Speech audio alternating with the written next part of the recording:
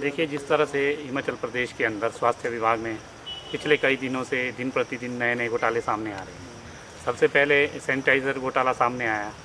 और उसके बाद पीपीई किट की गुणवत्ता को लेकर सवालिया निशान खड़े हुए और उसके बाद वेंटिलेटर्स की कीमत को लेकर लोगों के सामने जो additional chief secretary RD. Dhiman उन्होंने बात रखी कि जो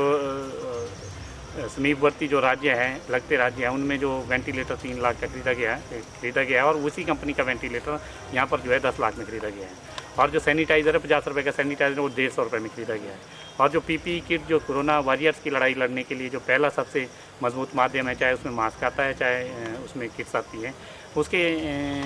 रिगार्डिंग इन्होंने जो भी खरीद फरोख्त में धांधली की है उसके खिलाफ आज हिमाचल प्रदेश यूथ कांग्रेस 15, 16, 17 जून तीनों दिन लगातार पूरे प्रदेश की हर एक विधानसभा के जिला मुख्यालय के सामने, एसडीएम मुख्यालय के सामने, तहसील मुख्यालय के सामने विरोध प्रदर्शन कर रही है और शांतिपूर्वक तरीके से विरोध प्रदर्शन कर रही है। आपने देखा होगा कि आज हम यहाँ पर गांधी प्रतिमा के सामने थालियां बजाकर ये जो सोई हुई भ्रष्टाचारी सरकार है इसको जगाने का प्रयास कर रहे हैं। जिस तरह से आज से 3 महीने पहले इस देश के प्रधानमंत्री जी ने कोरोना वॉरियर का उत्साहवर्धन करने के लिए थालियां, ढोल और दिए जलाने की बात की थी, आज उसी का इस प्रदेश के अंदर मजाक बनाया गया है। कहाँ तो इस प्रदेश की सरकार को इस कोरोना महामारी से लड़ने के लिए नए नए उपाय ईजाद करने चाहिए थे, कहाँ इस प्रदेश की सरकार और इसका जो संगठन है दोनों इस भ्रष्टाचार में संलिप्त पाए गए हैं। तो हमारी आज ये मांग है हिमाचल प्रदेश युवा कांग्रेस की, 2 मांगे हैं। एक तो ये है महामहिम राज्यपाल जी से कि इस जो ये घोटाला प्रदेश के अंदर हुआ है उसकी उच्च न्यायालय के किसी सेवारत न्यायाधीश से न्यायिक जांच कराई जाए और दूसरी, इस न्यायिक जांच में तब तक पारदर्शिता नहीं आएगी जब तक इस प्रदेश के जो मुख्यमंत्री है वो नैतिकता दिखाते हुए इस्तीफा ना दे। क्योंकि आज कहा जा रहा है कि सरकार की विजिलेंस इंक्वायरी कर रही है, क्योंकि विजिलेंस जो है वो सीधे तौर पर सीएम ऑफिस से जुड़ा हुआ विभाग है और वो उसके अधीन है और उसमें कहीं ना कहीं जो ये घोटाले की जो जांच है प्रभावित होने की पूरी संभावना है। मैं प्रदेश के महामहिम मुख्यमंत्री से भी कहना चाहूँगा कि वो आप अंतरात्मा की आवाज़ को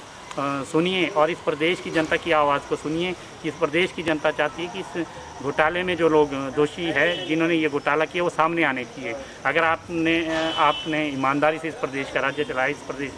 के अंदर सरकार चलाई है, क्यों नहीं आप इस्तीफा देते? और जब तक ये जांच चले रहेगी उसके बाद अगर आप इसमें नहीं पाए जाते हैं, दोषी नहीं पाए जाते, जो दोषी पाए जाते हैं आप उनको सज़ा दे। और जिस तरह से ये मामले को गुमराह करने की कोशिश की जा रही है, इधर की बात उधर ले जाने की बात कर रहे हैं, पूरब की बात को पश्चिम में दिखाने की कोशिश कर रहे हैं कि संगठन के मुखिया ने इनके इस्तीफा दिया है। अगर संगठन के मुखिया ने इस्तीफा दिया है तो इसका मतलब कहीं ना कहीं उनकी उसमें भागीदारी रही है। अगर उनकी भागीदारी है तो उनसे क्यों नहीं जांच की जा रही है? उनको गिरफ्तार किया जाए, उनकी विधानसभा की सदस्यता बर्खास्त की जाए। या तो सीधे तौर पर ये सामने आ रहा है कि संगठन की बली लेकर जो प्रदेश के मुख्यमंत्री है, उनका जो कार्यालय है, उसकी जो छवि है उसको बदनाम करने से रोकने के लिए इस मामले को इस तरह से दबाने की कोशिश कर रहे हैं और हिमाचल प्रदेश जो यूथ कांग्रेस है इस मामले को दबने नहीं देगी। युवा कांग्रेस के